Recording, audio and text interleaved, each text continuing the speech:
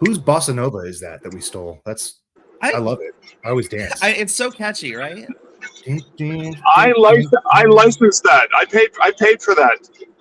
Oh, we didn't steal it then. That's good. Awesome. Mark paid for it. Hey, welcome in, everyone. No, I did. I did. Yeah, welcome. You'll notice Mark Lefebvre down, at least he's on the bottom of my screen. I hope he's probably there for you guys as well. Has a new office today that he's just finished, and he's showing it off to no, I'm just kidding. He's driving, so if we can't pick him up or he has to pop off, that is totally fine. No big deal. I was telling Lexi earlier that my superpower is being able to just run my mouth for hours on end, so we'll get through it. No, I know that sounds very negative. I'm excited to be here because this is one of those open-ended times that we get to chat with the community of authors that we represent, that we work for, that we help, that use our services, like all of you millions of people watching from at home. My name's Nick. This is Lexi to that side of me, whatever side that is. We got Mark down there. Did I do it right there? I'm obviously backwards. And we're going to do an Ask Us Anything today, which means you, where's my camera? You get to ask us whatever you want. And I want to, and here's the deal. I'm going to go ahead and say it doesn't have to be author related. If you want a good recipe for shrimp scampi, I'm your guy. No, I'm just kidding. We'll try to keep it on topic in terms of authorship and, the things that you guys are struggling with or dealing with or just have questions about in general. But I thought we could kick it off a little bit. Lexi and I were chatting earlier. It seems like this is a topic that's never going to get old. And it's probably something that you're thinking about, even if you're at the beginning of writing your book. And that is this whole idea of marketing, this big, scary, what is it? How do we do it? How do we sell our book? What's, once we've got a book to sell. And so I don't have a whole treatise or anything prepared for you, but I did want to say that as an author, it's been on my mind. And so I thought we could kind of start there and just, here's the deal. Maybe I'll give you my Nick Thacker's view on marketing books as an indie author in 2026 and beyond. Just kind of in a nutshell, because I'm going through this right now with my own books. I know, and Lexi, you've got some books out, and we can get into some of that as well. But can we start there? Can you just let us know kind of what you've experienced, or what's been your experience in terms of marketing? Yeah, sure. And like you said, this is kind of an evergreen topic because as far as I've been involved with Draft2Digital, I think if people aren't asking us questions about how specifically to publish with Draft2Digital, they're probably asking us questions about how to market and get their books out there. When it came to the books I've put out under a much more private pen name, I've always considered I'm a big proponent of treating indie authorship like being part of the creator community, like the creator economy, if you will. Yeah. Like we've kind of hit this point in internet culture where people are very big on following creators and like wanting to be in touch with creators. And I've always been someone who tries to take advantage of that. Like I've had an author Discord for people who wanted to kind of like form community around topics that I was working on. And by creating a community, you kind of create ties to both yourself as an author and the things you write. You also give them a convenient place to both talk about things you've been writing and find out when you get new writing. And as you know, a lot of marketing can come from just word of mouth, from loyal readers and people who are already enthused by your products. So if they're already part of your community, that's as loyal a base as you're going to be able to develop, especially early on. It can be tough though to get to the point where you can create that community around yourself. It's not an easy task, and sometimes it does involve like you have to put yourself out there. It's very hard to, in my opinion, I think it's very hard to find that kind of success and build that community if you're not putting your books out there and if you're not putting in the work to make yourself more visible. Mm-hmm.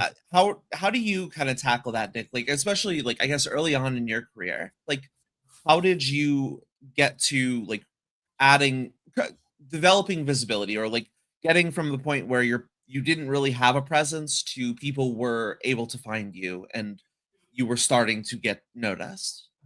Yeah, I think you hit the nail on the head because what it sounds like, I don't put words in your mouth. It sounds like you're talking about the humanness of all of this, right? Like the thing that makes us uniquely human is what sets us apart from, AI books or, whatever you want to call whatever else is out there.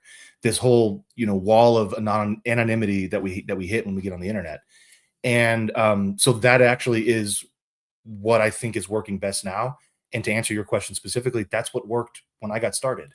I'll go ahead and say, I mean, I started my career as a fiction author back when Kindle was brand new, and I just it was a lot easier. Period. It was just easier to put stuff out there. So if you have a time machine, I highly recommend going back 20 years, starting then. Unfortunately, if you don't have a time machine, you gotta you got a lot of people and other authors that you're not competing with, but there's just a lot of noise out there, and it's very difficult to cut through that noise, much more so than it was in the past. But again, what worked back then was the humanness. I was a person. I'm an author. I have a brand, and in non-business speak, it means I have a personality, I have a style, a tone, a voice, whatever you want to call it. And these were all pieces of this large, this idea called my author brand. And as a marketing guy before all this, I saw that early on, and I really just doubled down on who that was. I didn't change anything about myself. I just said, this is who I am. I'm going to express it through my writing. And I always set up my my online presences, wherever they were, if they were social networks or whatever. My goal wasn't to attract, it wasn't to market, to advertise, to attract people to my Facebook group or Facebook page, whatever. For example, it was always to be attractive when the right person landed there, if that makes sense. So as an outlet of my personality, I would use Twitter back then, now X, or Facebook or whatever, to to say, hey, I'm into craft beer and whiskey, and I like the Colorado Avalanche. By the way, they just won second round, going to the Western Conference Final. Woo, yeah, Congratulations. but these are things that are who I am. Like they're part of my identity, and so I just let that be true online, and people found me as I would release more and more books, as I just put more stuff out there. And yes, I was doing marketing and advertising activities. I was running Facebook ads to build a list. All that's true and still true. But the real thing that worked was just being human and releasing books while I was a human. And if that sounds like a long game, it is. And maybe that's a downside, but that's it. If you're here to write one book and have it go to the moon, man, it's a crapshoot. It's not going to happen. But to sit down and just be a human day after day and just put yourself into that book, put yourself out there online in the same way, it builds over time, and people will find it. People will see it. So that's kind of my nutshell, I guess. Now, here's just there are some questions that we can get to as well, but I did want to say, because I was thinking about this earlier this morning. I'm like, yeah, but what's like the what's working? What's the tactical? That's the strategy, right? Be a human, release a lot of books. That really hasn't changed, especially when we have people or things online that aren't human anymore. It's especially poignant to be one. But the tactic that I'm doubling down on this year, anyway, for me as an action adventure thriller author, I think this works for most genres, but I just want to caveat that I write different books than some of you, is doubling down on audio. Specifically, obviously, human narration, if I have them, if I can create them. And this is going to sound like contradictory, but I'll try to explain it the best I can. I have a large backlist of about 50 something thrillers. That's not my backlist, my whole catalog, but I have part of that is a large backlist, meaning books that have never really sold super well, but are otherwise good, that I want to turn into audio, and I can't justify paying a human narrator. So they've just sat on my hard drive without audio for a while. Now there are things that I want to, state here, but what I'm doing now is looking at, can I create AI narrated versions of these books, of these audio books, as long as they're ethically, it's an AI company that didn't train on human voices. They're not paying narrators, that kind of thing. Again, these are not books that would ever exist in audio because I can't justify it, and no narrator would pick up a royalty share, with me, because they don't sell. The point is, all of that is intended to go onto YouTube, which to me has been a platform that is wholly separate from where audiobooks are bought and sold and consumed. Meaning, if you have a Venn diagram of people who buy my audiobooks, at least mine, and people who are on YouTube listening to free audiobooks, they're just two separate circles. Like, they don't overlap at all. So I've sold audiobooks on Audible and Spotify, Findaway Voices, all that, for a long time. And I've also had those audiobooks released on YouTube. and people listen to them. And I've monetized the channel that way. So I mean, I don't want to get too far into it, but that's just a specific tactic that I'm looking at. Now, finding a narration service that's cost effective and sounds good enough and is ethical and all that. Like, I'm not saying that's an easy task, but I'm doubling down on that this year because I think there's these formats that my listeners, my readers want that they don't have and they wouldn't be able to have. Anyway, so that's just something, you guys can nitpick with that or whatever, but that's just a tactic that I wanted to share as I was thinking about it this morning. Yeah, and I wanted to kind of follow up on something with that, because one thing the fact that you mentioned YouTube, I think that authors kind of underestimate just the visibility of putting some form of like accessible free content out into the world. I know, especially this sounds like an old topic, but I swear the site is still around. Tumblr, especially for authors who were like on the spicier side, I've seen a lot of authors kind of get traction by creating shorter, like, kind of flash fiction style content. People find that they want to follow, they want more, and then you can go, hey, I have like a whole book that is basically what I've been showing you here, but much more in depth. It's no one likes to give away their content for free. It always, like, I think for a lot of authors, especially authors who want to or feel like they need to make something off of their writing, it can feel contradictory to go like, well, I'm going to put something free out there. But like, if you're writing, like, I think for one, I think that flash fiction and like just writing kind of short little vignettes, short little blurbs like that, I think is a good way to keep kind of a muscle active. Like, it's a good way to get writing in, even if you can't or don't feel like you have the space to be working on your main project. But like, still getting that out into the world means people are getting a taste for how you write. And like you said, like with your Twitter, if they're seeing you as a person on top of that, they're like, okay, so I like the way they write, and I think I gel with them as a person. It gives them more reason to be invested in you. And then when you do put out your books, it gives them more reason to go, yeah, I'll give this a shot. Why don't I take a look at this book? Yeah. I think that there are out of the box, like, ways to market yourself and to give people a taste of yourself there that I think some authors do take for granted. Also, congratulations on your Avalanche. I just want to throw out, in the PWHL, we have an all Canadian final for the Women's Hockey League. So excited. Is awesome right now. They're so exciting to watch. I love it. Yeah, I'm not going to get too off topic. The Victoire have been fantastic. Awesome. And I've latched on to them because my Boston Fleet got their asses beat by the Charge, but that's fine. And now the Charge will lose to the Victoire, so it's all going to be okay. That's right. It's hockey, man. But love it. Yeah.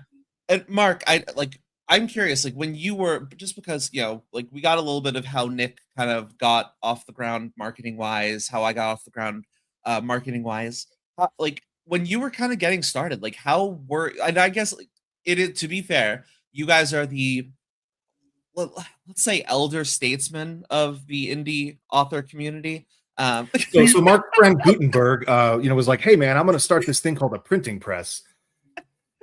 Right. Sorry, Mark. I swear I'm not just calling you old. But I guess, like, like, what were your, like, ways to kind of break into marketing and getting your books out there at the start of things?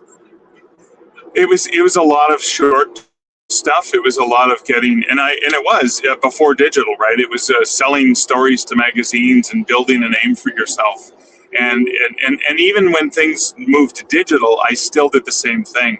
I used some tactics that still work today, putting a story up for free. And I'm doing a similar thing to you, Nick, with a bunch of my books on YouTube that I have paid thousands of dollars for in a series of books. But I'm talking about an 8-book series, so it's not like the 50 that you have. But I want to lean into a strategy that's never stopped working, and it's the free book funnel. And I just did a promo. I was in a bookshop promo, a Kobo promo, and one that I paid for with Written Word Media, the Limelight, for like a free booksy on a first book in series, perma-free. And it's worked remarkably well to get thousands of new people to get their eyes on the book. Now, the biggest challenge is getting those people, the freegans who grabbed the book, to actually read the book so they can go on to books 1, 2, 3, 4, 5, 6, 7. And that's going to be the biggest challenge. But I did run a freebie Friday on Chirp audio deal, and I made a nice chunk of change on audiobook sales for, books 2, 3, 4, 5, 6, whatever. And I'm doing now the perma-free on the ebook. And I think that's a strategy that I know some of the indie authors said, well, that worked in 2018. It doesn't work now.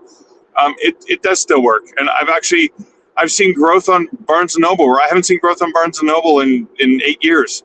And suddenly I'm getting growth because of that free book promo. So for me, that's been something that's worked nicely.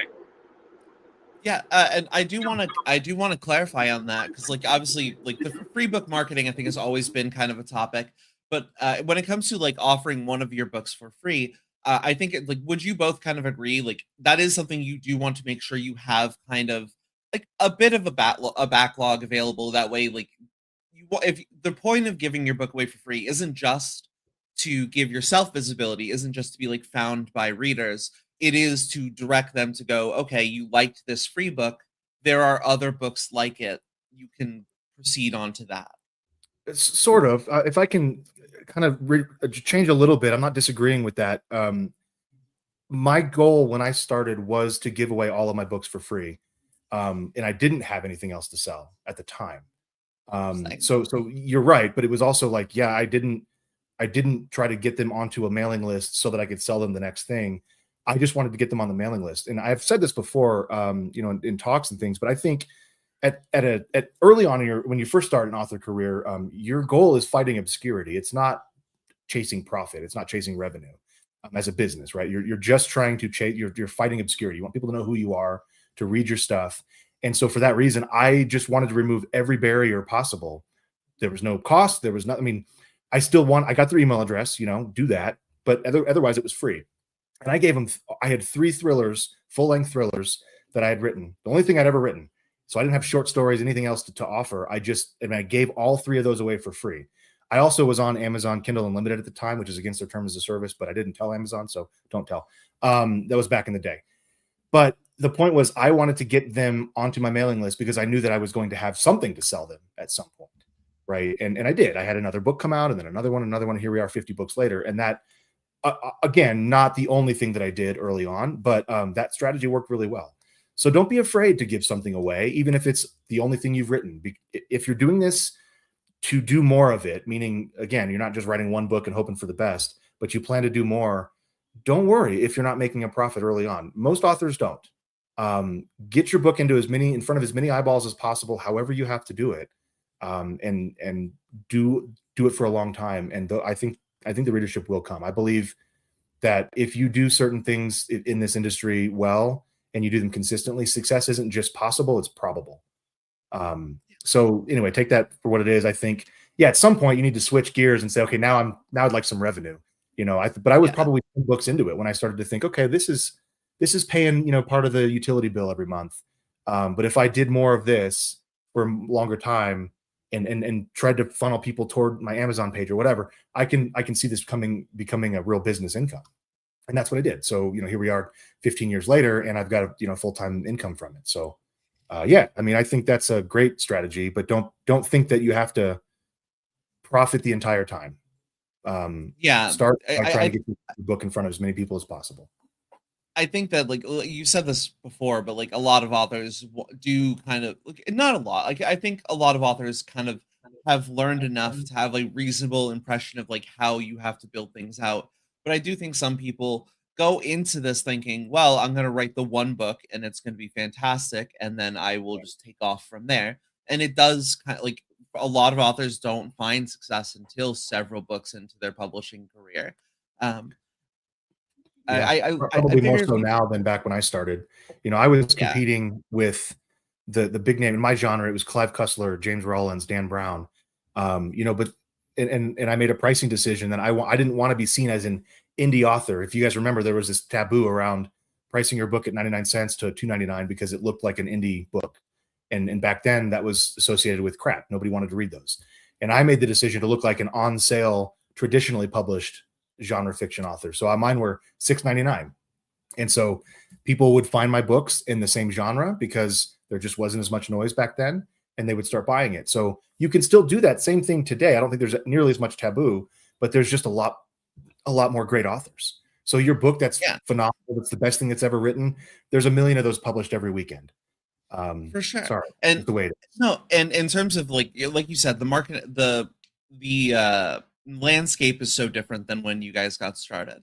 Yeah. Not only like I do agree, we are seeing more authors of like high quality, both indie and trad.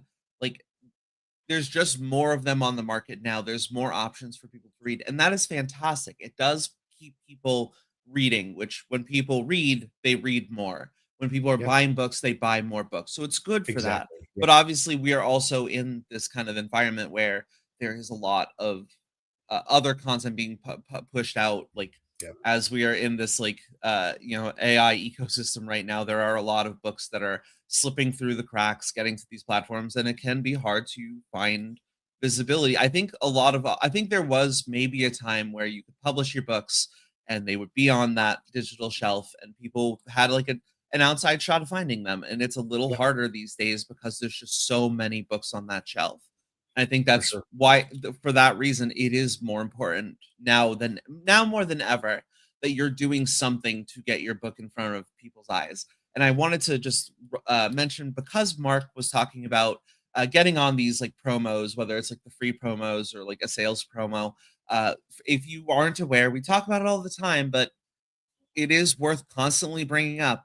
We do have a promo form that you can submit yourself for. If you are published with Draft2Digital, you should be taking advantage of this form. All it is you give us the information, you give us the books you're selling, you give us just like the information that we can use to pitch you to other like to our vendor partners, to our storefront partners. And that way, like there are times where like Overdrive will be asking for books of a certain genre, or one of our partners will be looking for a book on a certain topic. And if we know that your book is there, if we know that you're trying to get it out to promos, we can try and shop around. Like, okay, your book might fit this promo, but like if you're not applying for these chances, you're not going to be the ones to get that promo. Someone else is, and that's just a visibility opportunity that you have kind of missed out on. So yeah, Megan puts those together, I think, and I get them once a week. It seems like there's some kind of promotion that my book qualifies for, and it's free advertising, free marketing, basically. Yeah, no, it genuinely, Megan does a great job with it too. Like her work with the partners, like we've year over year, we just continue to get more and more requests because when the sales succeed and when they do well, these storefronts want new books on their shelves. They want people to be looking at new authors. It gives them more things to be able to sell, more things to be able to pitch to a reader. So they want your books to succeed. So give them the chance to help your book succeed. Absolutely. Well, Mark dropped off. Do you want to do some of these questions and get into some of the Q&A stuff? Yeah, I was absolutely about to get onto that. We're about halfway through, so I think now's a good time to jump into a couple of questions. We have a couple of questions. We have a couple of questions that are D2D related. A couple that we might have a couple that are publishing related, but I wanted to just throw in. Let's start with. Here we go. Beth, one of our weekly regulars on the show, asks, I want to put the 3 books of my trilogy into one anthology or omnibus. Are there tools on D2D to do that?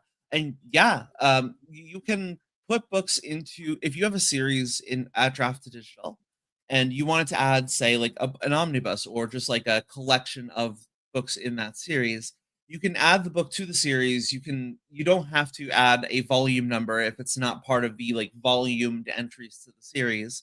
I believe we even have a click, like a toggle on one of the first pages that asks you if your book is an omnibus or like an anthology series. If I'm wrong about that, then I apologize. But the point is, there's nothing stopping you from gathering your books into one document, that is we don't currently have like a tool that packages all of the books that you already have, puts them into one document.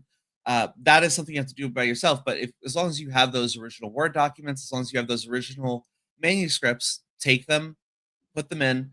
Make sure when you're doing that you're double checking, especially if they're going to go through our conversion process, that tables of contents are especially the table content in the front is documenting all of the headers you have throughout the story, especially as you go from chapter 1 of one book to or chapter 59 of one book to the chapter 1 of the next book. Right. You just want to make sure that it's going to be functional, or else typically we're going to send it back and go, hey, please remember that when we send your books back to you with like a thing that we're informing you about, we're doing it on behalf of you. Like if we want to make sure that your books are compliant with the vendor's rules, and also we want to make sure that they are going to be a good experience for your readers. Like, we don't want anything to come back and you have to deal with like, well, this was confusing, this didn't work the way it was supposed to.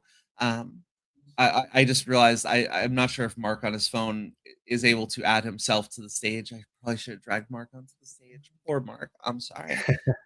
Yeah, I can't do it from here either, but oh well. Yeah, He but probably just well, we'll give you guys an update on the status of Mark escaping from the law. But I am Right. curious, but since we've been asked about like omnibuses, kind of packaged anthologies, how have you incorporated that into your publishing? Like, what do you recommend in terms of Absolutely. like? Yeah. No, thanks for the question, because I was going to add on to that either way. Like, there is definitely a strategy of like when you bundle your books that exist as their own books into another entity, it's literally seen as another book. It's another product to sell, in other words. And there's different strategies you can use to market and promote those. So one of the things that I do is I have the Enigma Strain is the first book in an 18-book series, the Harvey Bennett thrillers. Book 1 is $1 right now, by the way, on Amazon, and they are in Kindle Unlimited. So I can't use Draft2Digital to go wide with the English versions, although I do translate them and I have them wide on Draft2Digital that way. But for the bundles, I go books 1 through 3 are a bundle, books 4, 5, 6 are a bundle, and on and on and on. And then sometimes, at one point, I also made books 1 through 6 a bundle, books 1 through 9 a separate bundle, and I left them up online because these are, as long as I think there's a 10% rule or something Amazon says, as long as I put like an introduction or like what this is, it's totally legit to be another book, another product to sell. And I have done that. I've sold it as a bundle, run ads to it, and maybe I'll put the whole books 1 through 9 for 99 cents for a week, and then run Facebook ads. And people will find those bundle deals. Obviously, they're more attractive than just a single book. They'll get them, and we'll get not only the huge amount of page reads for them if they're in Kindle Unlimited, but also it's another way into my universe, my world, at least on Amazon. And so they find me, they hopefully like the books in the bundle, and then they'll see the other stuff that I've written. And then if it happens enough, if we do it well, it triggers Amazon's algorithm. So now they're recommending me to readers who want to read something similar to Dan Brown, Clive Cussler, whoever we talked about before. So absolutely use bundles as a strategy. I think Alyssa she commented on here that yes, it is. I was about to pull it up. When you upload your book, and as you said, Lexi, like we don't have a tool to bundle them for you, but once you produce them, however you do it, Vellum or our tool or whatever, individually, upload those manuscripts, call it a bundle, an omnibus or whatever, and then it's another product. It's a separate book now than just 3 that you're selling together, if that makes sense. Yeah, it entirely makes sense.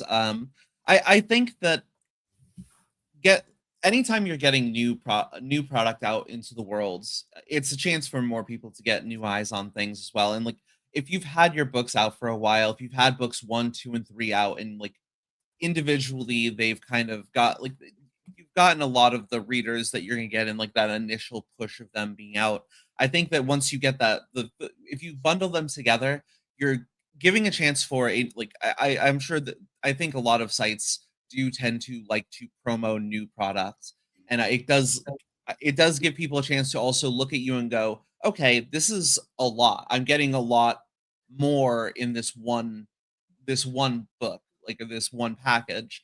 This could be a good way to like kill like, people who like to read, like I said, like to read a lot. So they do like to kind of cycle. I think if you're giving them, okay, you can get through books 1 through 3. This is just like one big read for you. I think that's appealing to some people. Yeah. Um, If you can pop up, Beth has a follow-up question right at the end there. She asked if I use the D2D tool to create a bundle. Are the books separated by page? So, okay, first of all, oh, we don't have a tool to create that bundle. You would upload the bundle, however you make it. And I said using our tool, I meant individually formatting your books using our formatter. But once you upload your bundle of books, you check the box that we have that says this is an omnibus or an anthology or a bundle, if that makes sense. So we don't have a tool that does that for you. It's a good idea, though. We'll put it to the yeah, list, a no. long list. The continued list of things that we need to work on. But yeah, no. In the meantime, you can always put in like a header page with like your next book's title that will get picked up in the table of contents, and then at least like in the table of contents there could be a bit of a divider between when one book starts, when the other book starts. It's a little bit more. It's a little bit more of a manual process for now, but it can be worth it. Like I said, people there is an appetite for omnibus style books like that. Like people like Absolutely. to get more for their money, even if it's not necessarily at a discount. People do just like the Absolutely. convenience Yeah. of one big book. Yeah, and it very often it will end up being a discount. If you're doing something like 6 books, it's and if you're I'm thinking Amazon and specifically they have that $2.99 to $9.99 range allows you to take advantage of a 70% payout versus the 35% payout if you're outside of that range. So if you bundle 3 books together, my books are $6.99 normally full price.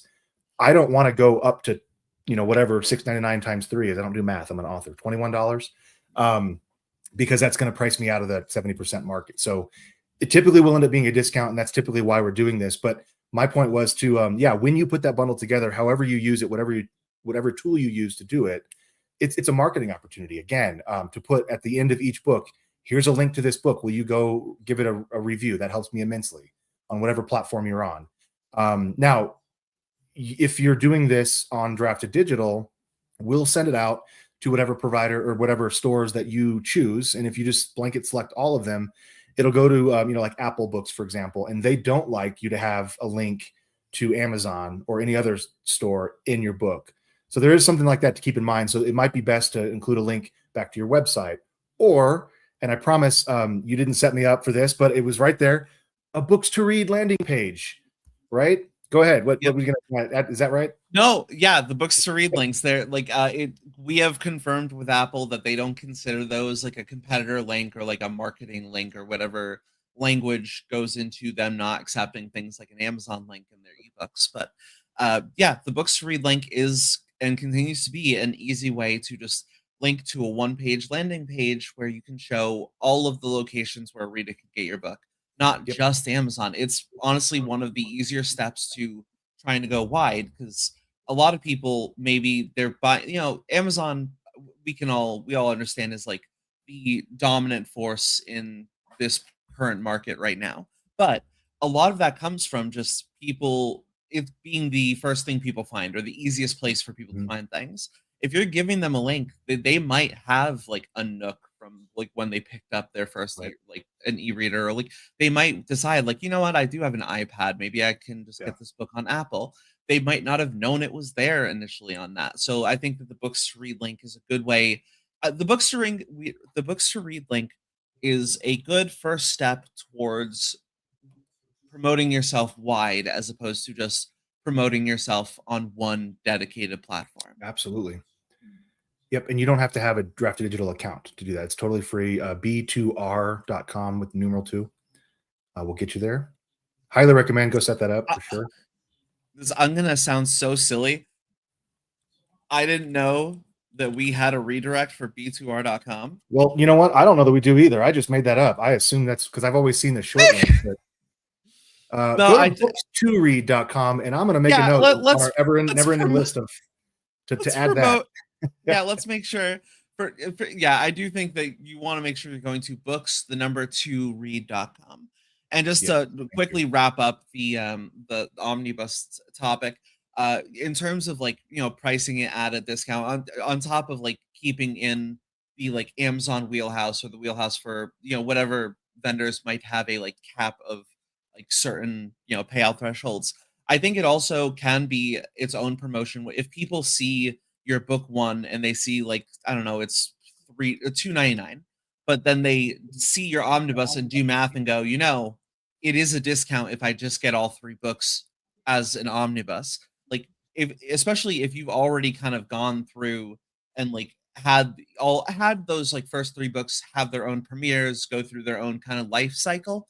It can be like people like to get a deal. And if they see like, okay, I can get these three books for slightly cheaper, you're still selling more than if they had just picked up book one. You've just convinced them to commit to getting books 1 through 3 because it just felt like it made more sense, like economically. Like it's like I'm sure there's a whole psychology to it that I don't have the proper education to dive into, but the point is, an omnibus is a great place to work on marketing and to just work on getting new eyes on your books if you have the books to do so. Obviously, you need books to get to an omnibus, but once you're at that point, heartily recommend.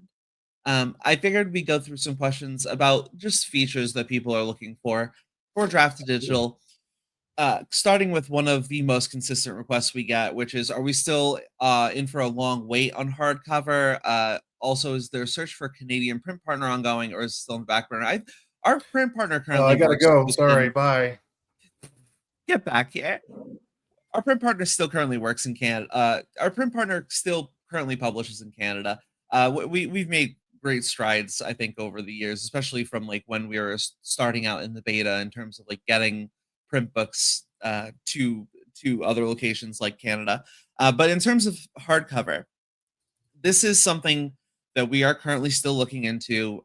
It is something that we are actively working on. So while I can't give you a definitive timeline, I do want you to know that this is something we understand that there is a desire for, and it is something that we are currently looking into the options for. It is a much different product than like a paperback. Like a paperback is all in all a relatively like simple procedure, as opposed to a hardcover where there's a lot of different options, a lot of different binding methods, a lot of different ways to get kind of the cover art on a print book, whether you're going to do a jacket or print it on the hardcover itself. So these are all things that we have to look into when we want to decide what is going to be the best option for our authors.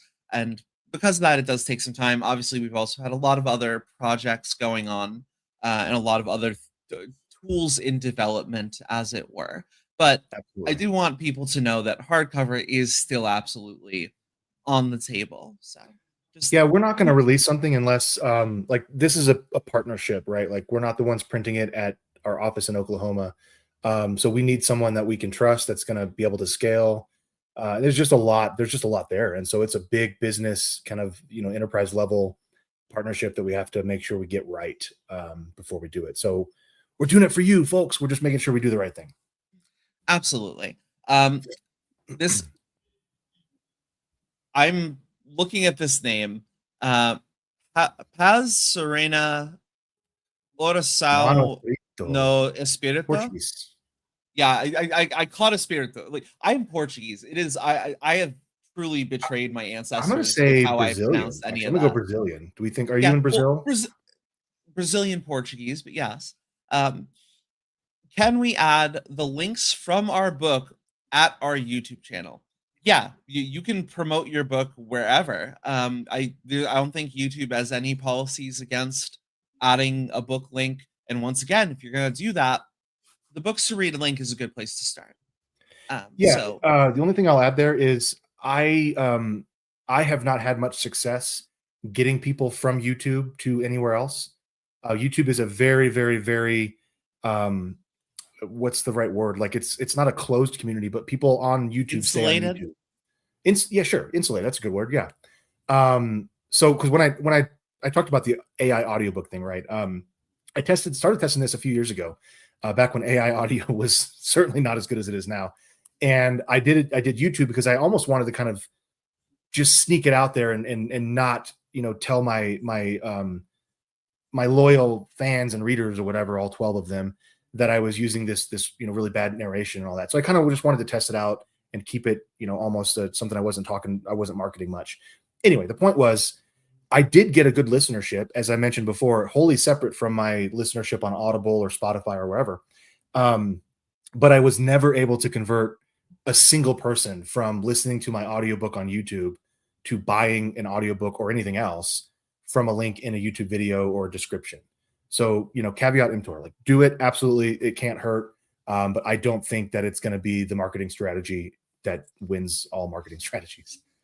Absolutely. Yeah. And like it doesn't, like you said, it doesn't hurt. Like at the end of the day, you're just trying to get your links and get your books as many places as possible. Just acknowledge that not every, so putting your book link on one platform isn't necessarily going to be like oh, suddenly I have received 100 new readers because I put that one link on YouTube.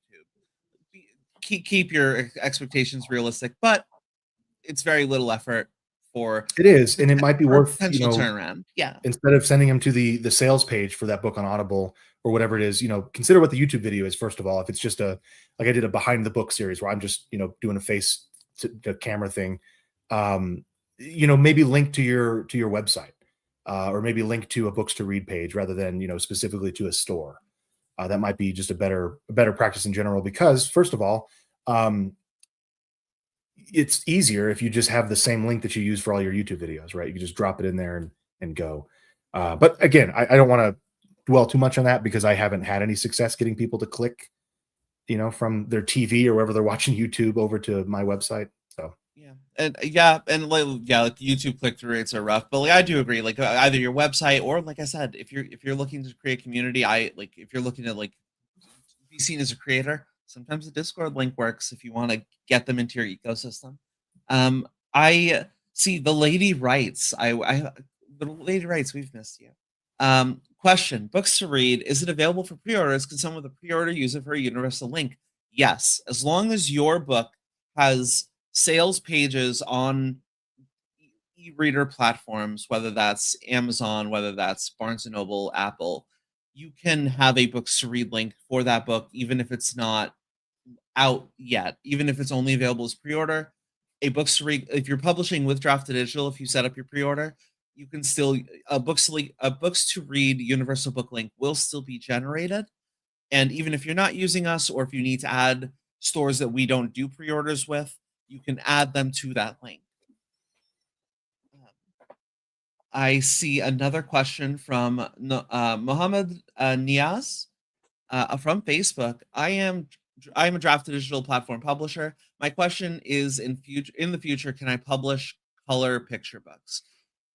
So I think I saw a coloring books question earlier, and this is a different question, but I do want to answer both.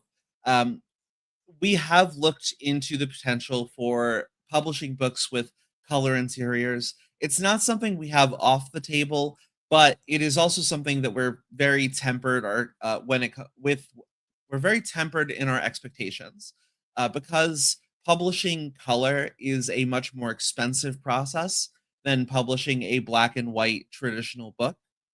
So if we were to do this in the future, we would have to find a way where we feel that it is financially feasible for our authors, or it's feasible for our authors to publish these color print books in a way where they can still make some money off of them, and they don't necessarily have to price them to a much higher extent just to get them out there at a profit.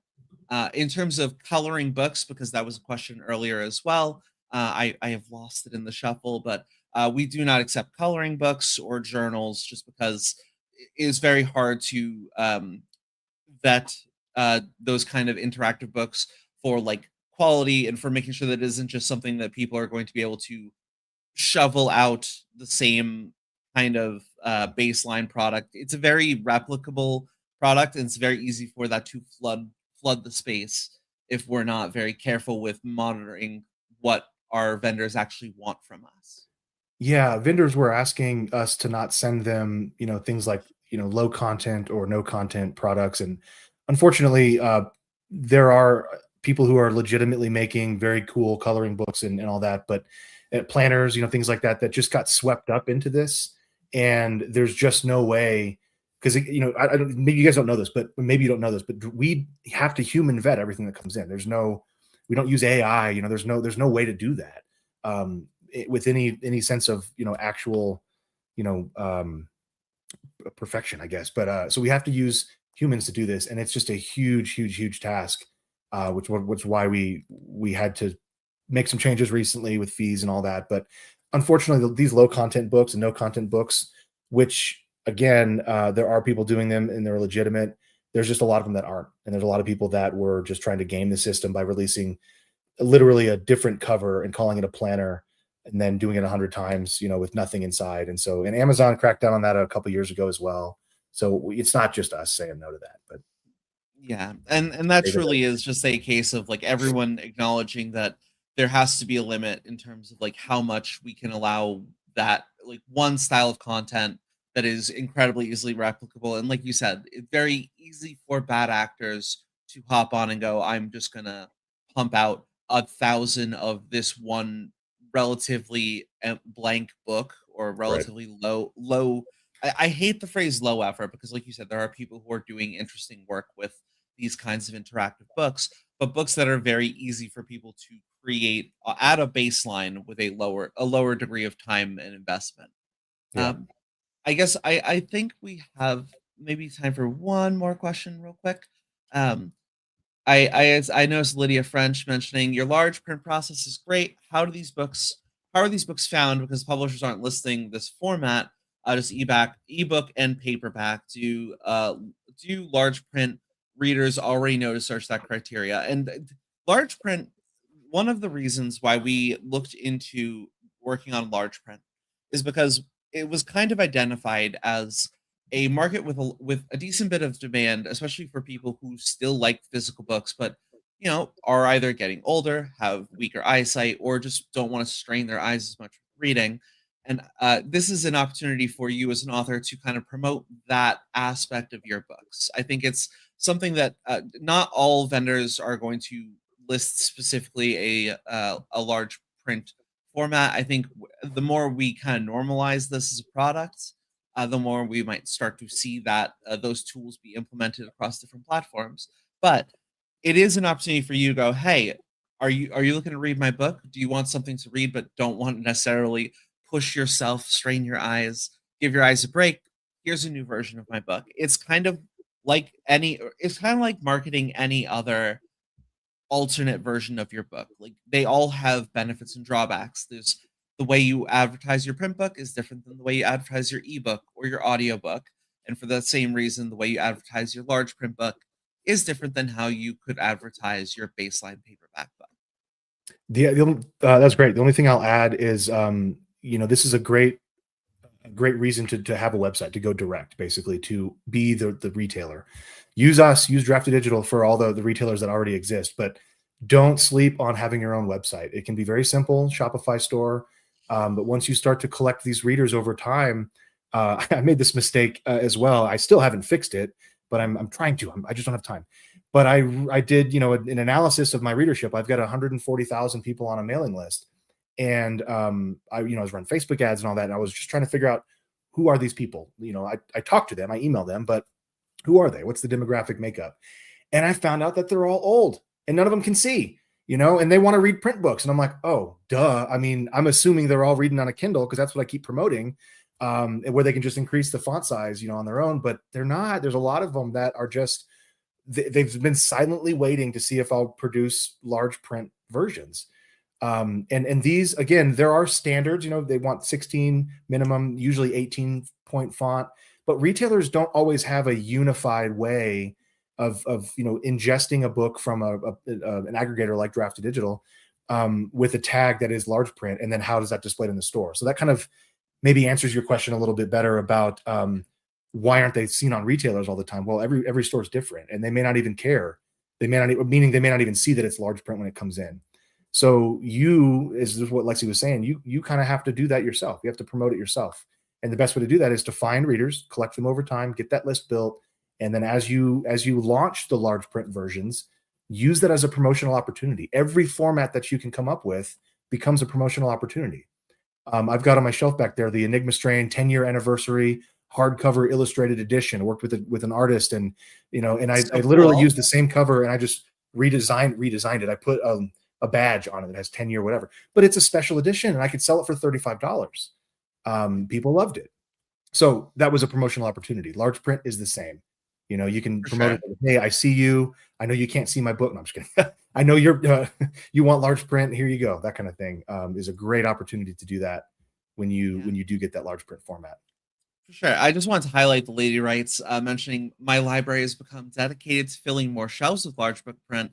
I'm updating all of my books to have large font because of it. And yeah, like we said, I do genuinely believe there is a market for large print. It's not, I don't think it's something we've ever looked at and thought like this is going to be the next big thing that's going to like replace like standard paperbacks. But there are dedicated readers that do want books that are easier to read, and libraries are going to notice that, and storefronts will notice that. So I think we've run a little bit over time, but I think I'm totally fine with that because it is very pleasant to just get a chance to talk to Nick. Just wanted to point out real quick that Kanashi Okami just asked if we support large print. Yeah, so this is just a format basically of paperback and eventually hardcover once we have it, that you would just however you're doing your layout.